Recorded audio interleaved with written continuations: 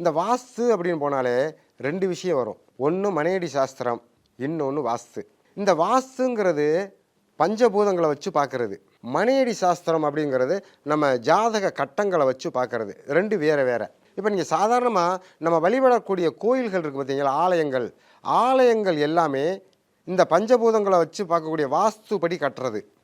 ஆனால் நம்ம வீடுகளை பொறுத்த அளவுக்கு மனையடி சாஸ்திரம் பார்த்து கட்டுறது தான் சரியாக இருக்கும். இந்த மனையடி சாஸ்திரத்துக்கு இது நிறைய விஷயங்கள் கொடுத்துருக்காங்க. இந்த மனையடி சாஸ்திரம் இருக்குது பார்த்தீங்களா, இதில் ஒரு வீடு நீங்கள் வந்து ஆரம்பிக்கிறீங்க பாருங்களா, தச்சு பண்ணுறதுக்கு அந்த தச்சு பண்ணுறதுன்னு சொல்லுவாங்க. அந்த வீடு ஆரம்பிக்கிறத தச்சு பண்ணுறதுன்னு சொல்லுவாங்க. சில பேர் சில ஊர்களில் வந்து வாஸ்து பண்ணுறதுன்னு சொல்லுவாங்க. இந்த மனையடி சாஸ்திர பிரகாரம் நீங்கள் தச்சு பண்ணுனீங்க அப்படின்னா, அந்த தச்சு பண்ணுற அன்னைக்கே இந்த வீடை நீங்கள் கட்ட முடியாது. அன்றைக்கே சொல்லிடுவான். அதில் அவ்வளோ சாஸ்திரம் சொல்லி வச்சுருக்கான். ஆமாம், அந்த வீடு கட்ட முடியாது. அல்லது இந்த வீடு வந்து நீங்கள் கட்டினீங்கன்னா 3 மாடி வரைக்கும் போகும். இத்தனை தலைமுறைக்கு இந்த வீடு நிற்கும்.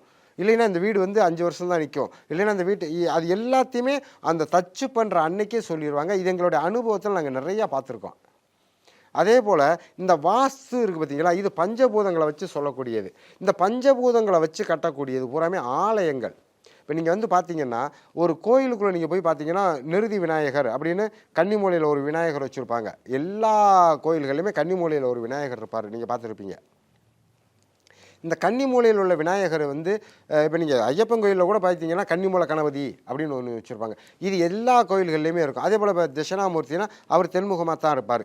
துர்க்கையா அது வடமுகமாக தான் இருக்கும். இப்படி நிறையா விஷயங்கள் கொடுத்துருக்காங்க கோயில்களுக்கு. ஆனால் இந்த கோயில்களில் உள்ள வாஸ்து அப்படியே நம்ம வீட்டுக்கு கொண்டு வர முடியாது.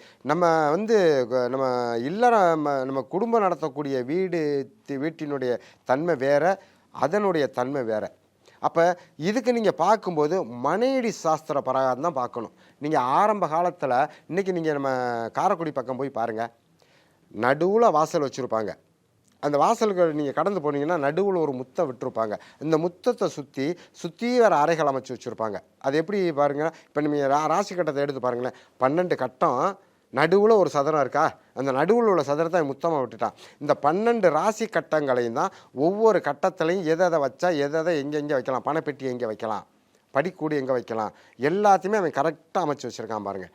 இதை வச்சு தான் அவங்க அமைக்கிறாங்க. வாஸ்துங்கிறது அப்படி தான் நம்ம அமைக்கணும்.